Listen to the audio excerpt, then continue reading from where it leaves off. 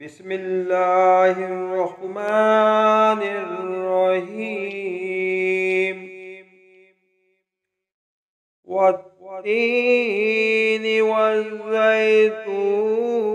وطور سينين وهذا البلد الآمين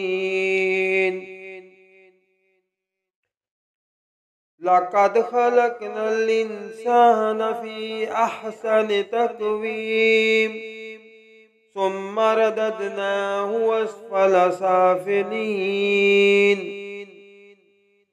إلا الذين آمنوا وعملوا الصالحات فلهم أجر غير ممنون